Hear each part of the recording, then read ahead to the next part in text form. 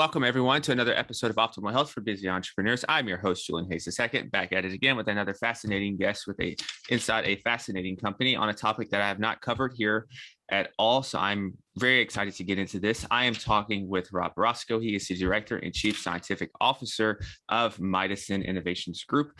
This is a biotechnological and digital technology company aiming to transform the treatment of mental health disorders and addiction. So without further ado, Robb, how is it going today? Oh, it's great. Thanks for having me, Julian. Thank you. I'm glad we got to make this interview happen. We had a couple of reschedules on here, but this psychedelics and therapies and mental health is seems like it's an increasing popular topic and a prevalent issue today in the world. So before we get started, let's go back a little bit and get your origin story. So if we looked at you as a child, would we have guessed that you're doing exactly what you're doing right now? I think it wouldn't be surprising, but the details I think wouldn't have been, I wouldn't have been able to, or, people that knew me wouldn't have been able to guess the details. But looking at it in hindsight, I don't think they would be surprised. I've always been really interested in, technical things, engineering, science. And so, the application of science, and specifically in this case, pharmaceutical science to business, I think is kind of right in line with where my interests have always been. So. Speaking of that, what's your background a little bit? So what you go to school for and study and everything?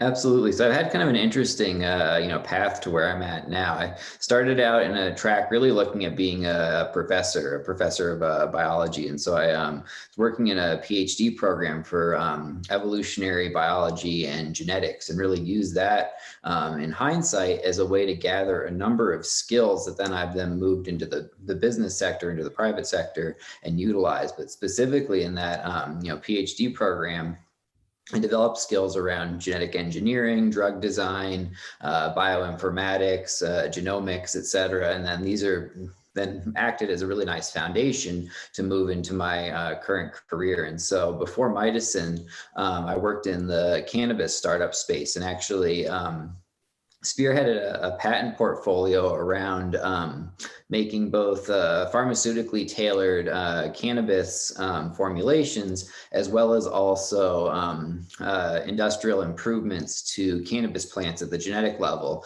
patented, and using those for massive yield increases. That company actually sold to one of the bigger Canadian cannabis companies, and then that sort of led to my opportunity to found Mydecine. But it's been a sort of an interesting pathway where initially I was on the track of becoming a professor, and would have been, at this time, and people I was in graduate school, have professorships, et cetera. And so it's a interesting sort of bifurcation of the path. It's been a fun one.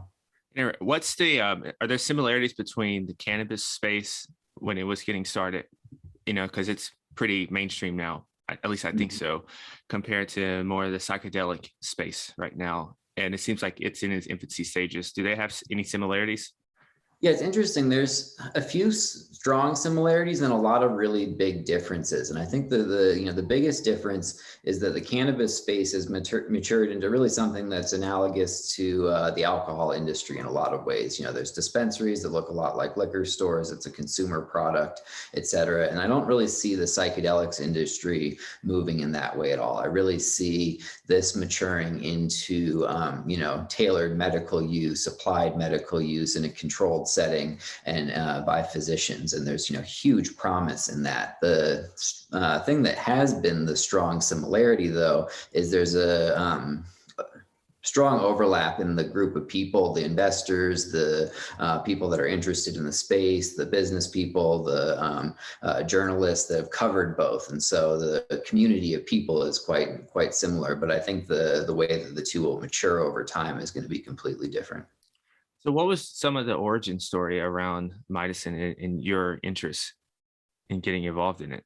Absolutely. So I think, if you ask me as a, an early career scientist, which has more potential, development of, pharmaceuticals from the cannabis plant or from psychedelics in general, these serotonin agonists that are quite diverse, I would have said the psychedelics from the beginning. And so this was really, when we founded Mydecine, myself, Damon, and Josh, my co-founders, we really, the three of us recognized at the time, and 2020, and really around the turn of 2020, this kind of trifecta, if you will, of strong public interest, strong interest from the investor community, like I mentioned, which was partly the same as the cannabis investor community, and then most importantly, there was a strong body of science that was actually supporting that. Hey, we can actually use psilocybin for reducing addiction. We can use it for depression. We can use it for all of these different applications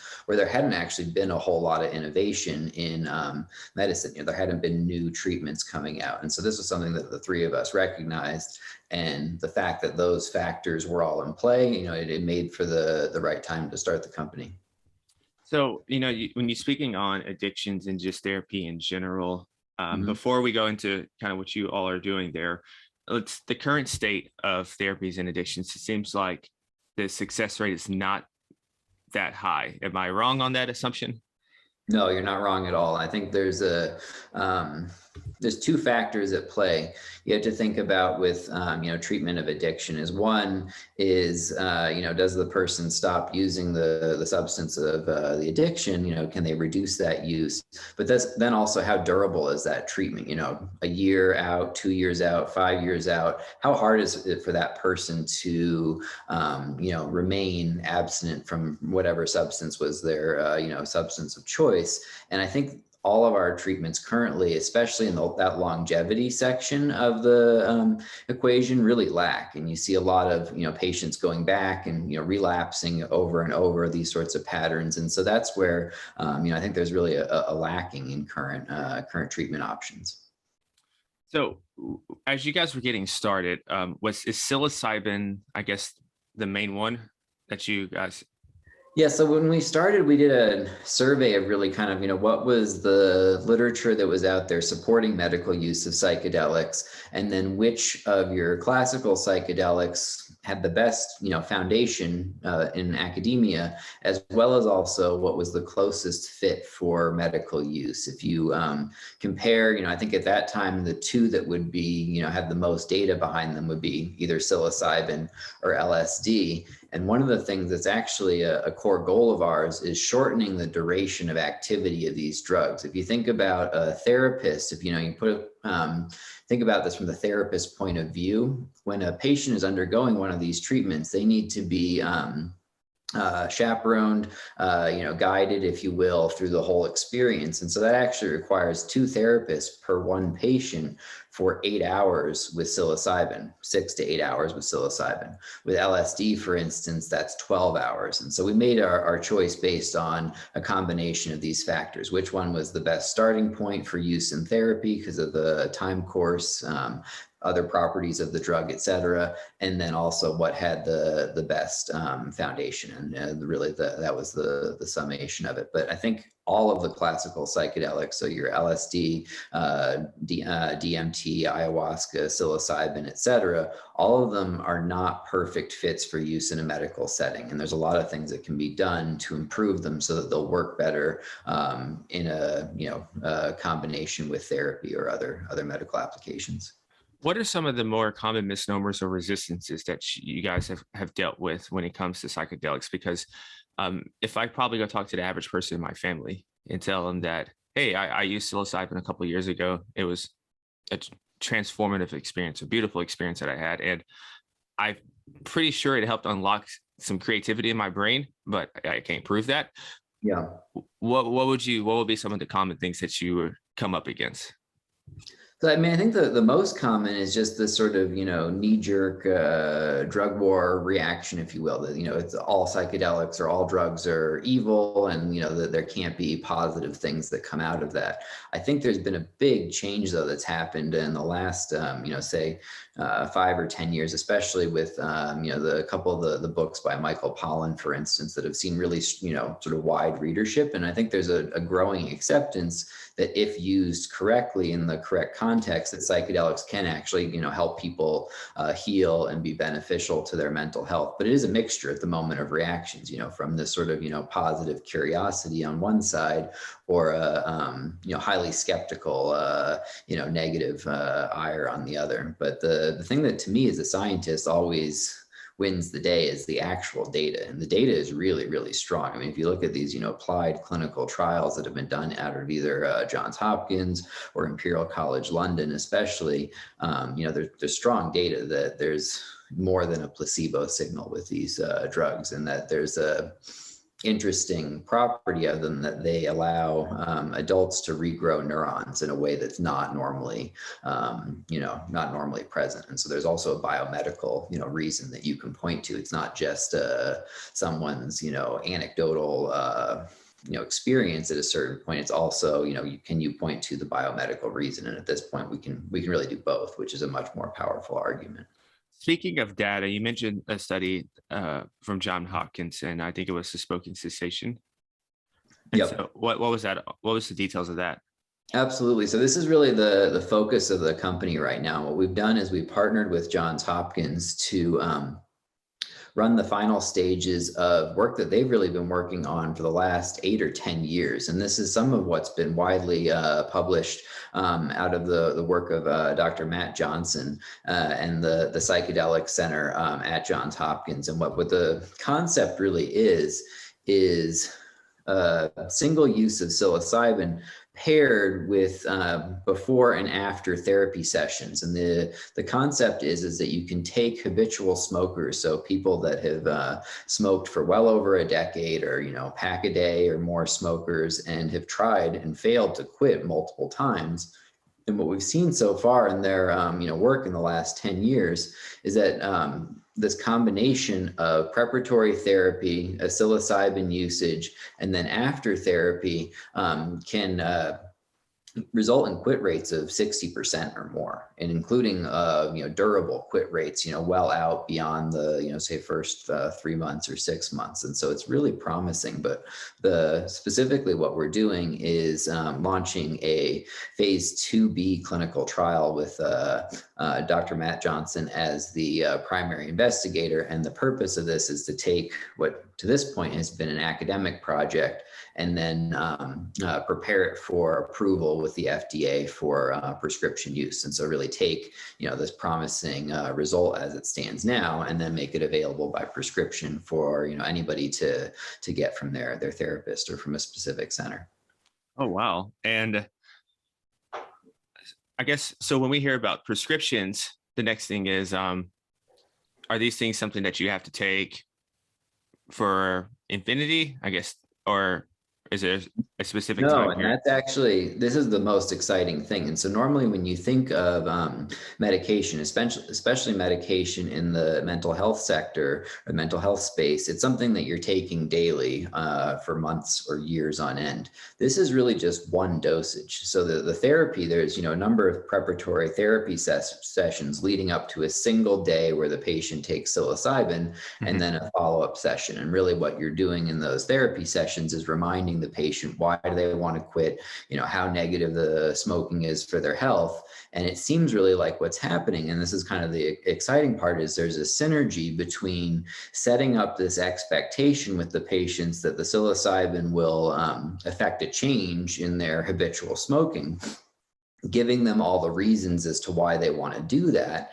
and then they take the psilocybin. It has a profound experience. It's, wildly different than somebody's normal daily experience. And so it does provide that sort of impetus for them to affect change.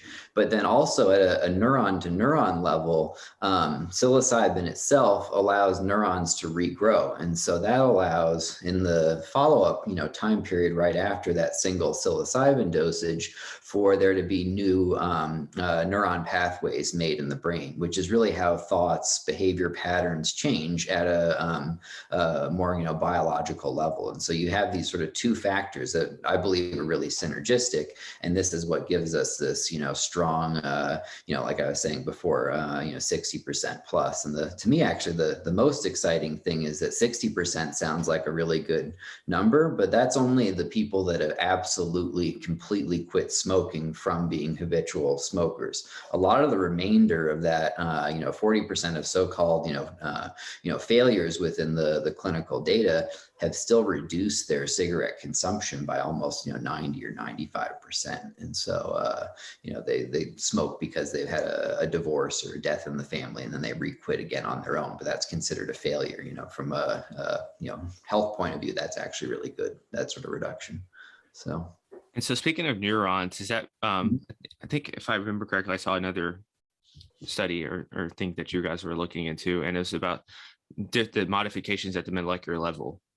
And this was this part of it?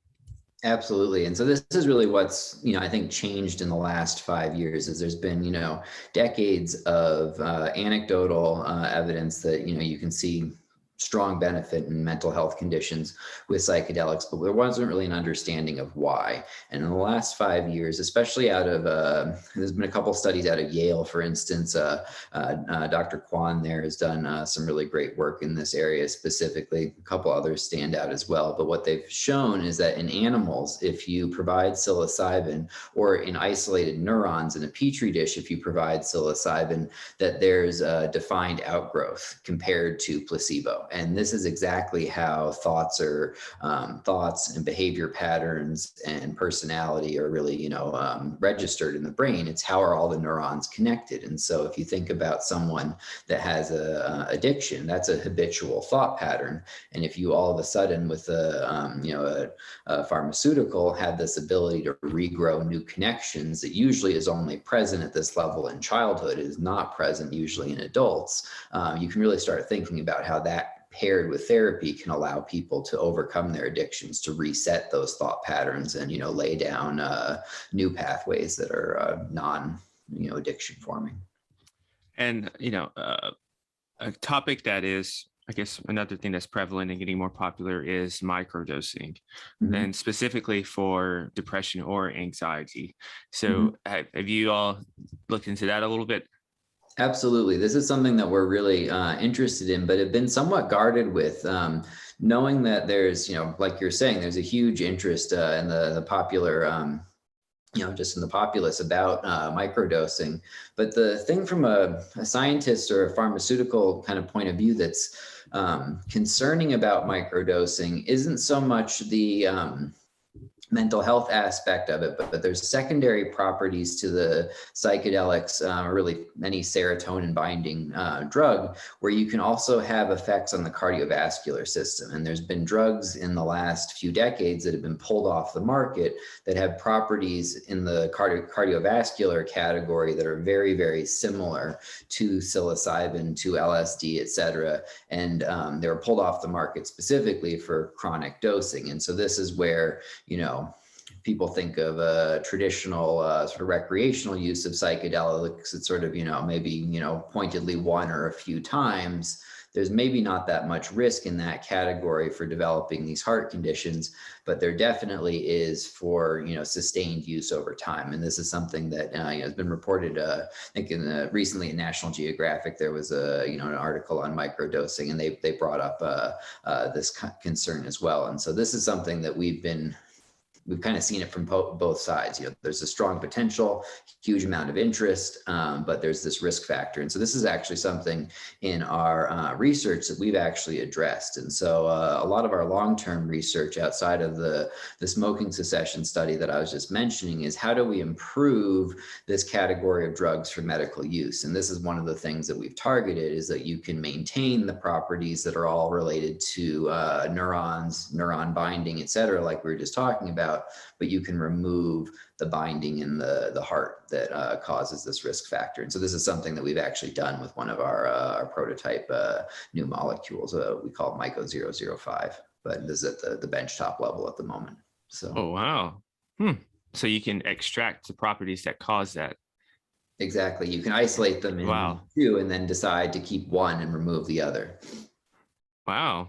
That's and so if I imagine when you can do that with that psychedelic, you can do it with all of them at some point, right?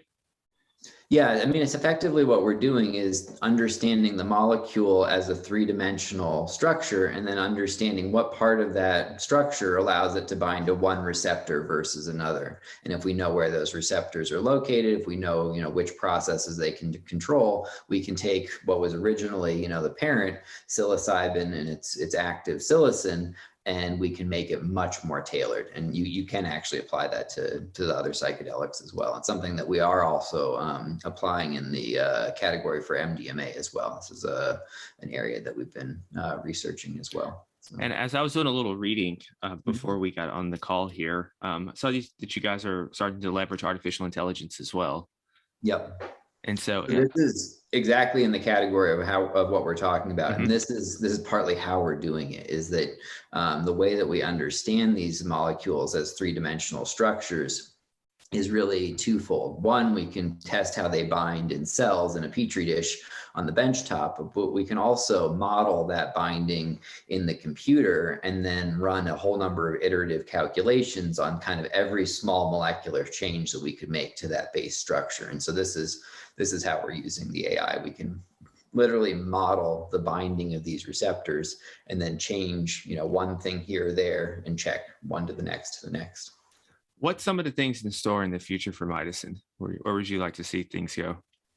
So I think, what we're talking about right now is really what gets me most excited. The fact that we can take something with really strong promise like psilocybin, we can show with smoking cessation as a very, good demonstration of its medical application. And I think those applications, not only for Mydecine, but from the broader community, especially the academic community, will then increase over time. And so I'm excited that we can then, in parallel to that, improve these molecules for medical usage. Because like I was saying at the beginning, as they're sort of, provided from nature, there's a lot of medical potential, a lot of potential for treatment, but they're not great fits. If you have a patient that wants to undergo a psilocybin session, you need two therapists with that patient for 6 or 8 hours. That becomes incredibly expensive. And so, the ability to shorten that time, which is one of the things that we're doing with our research as well, is really kind of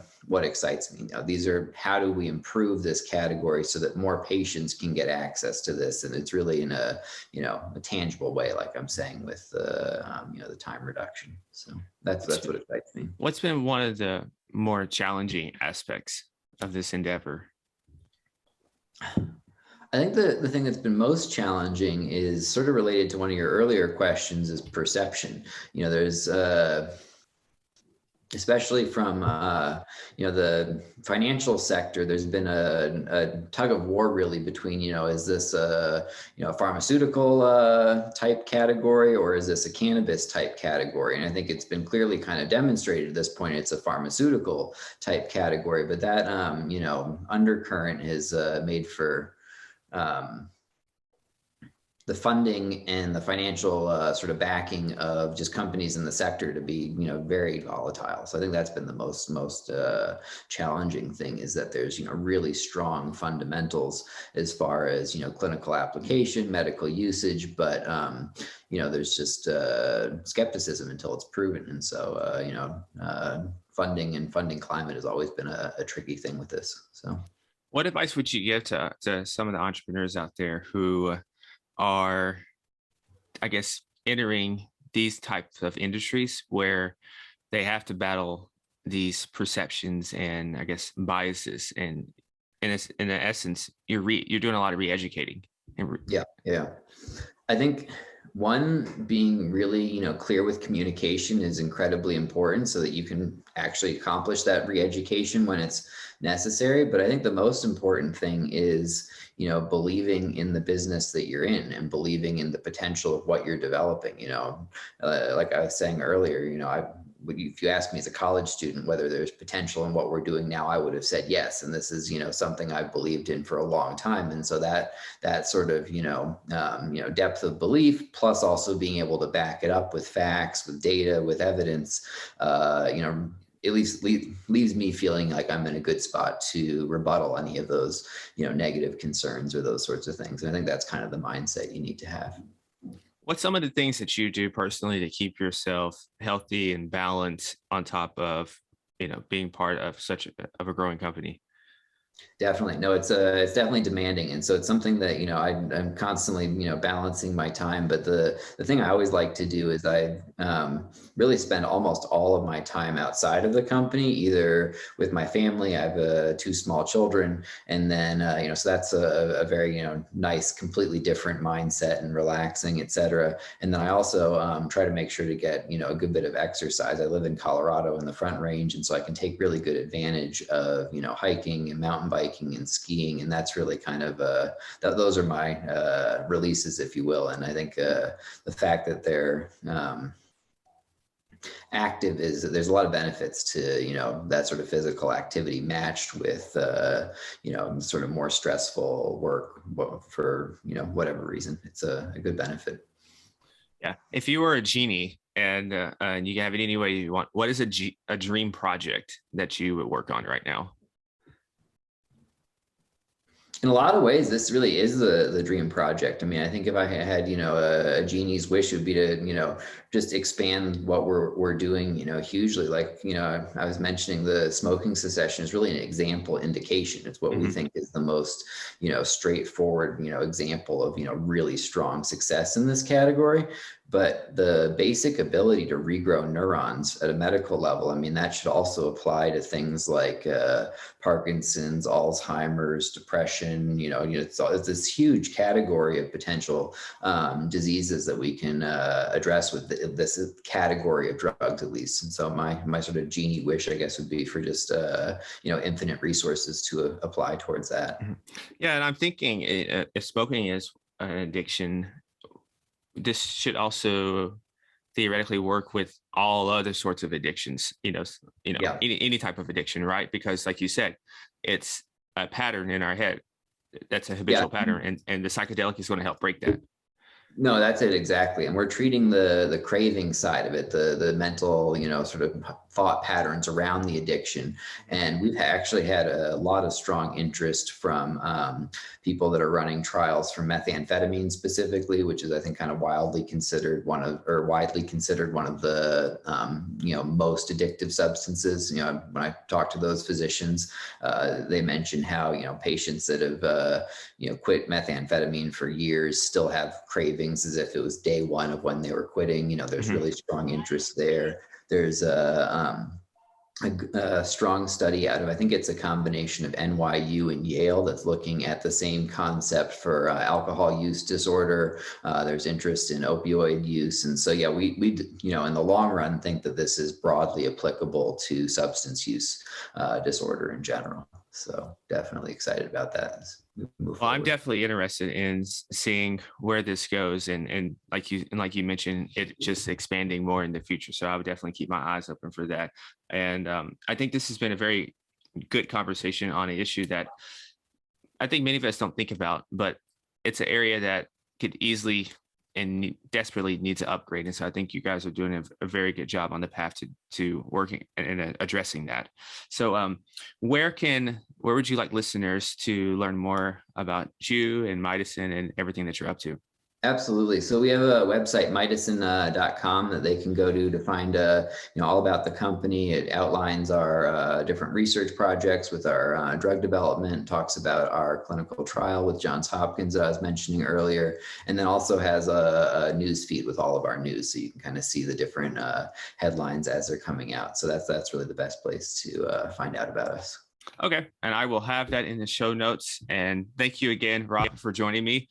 And for the listeners out there, stay awesome, be limitless, and as always, never stop upgrading. Bye bye.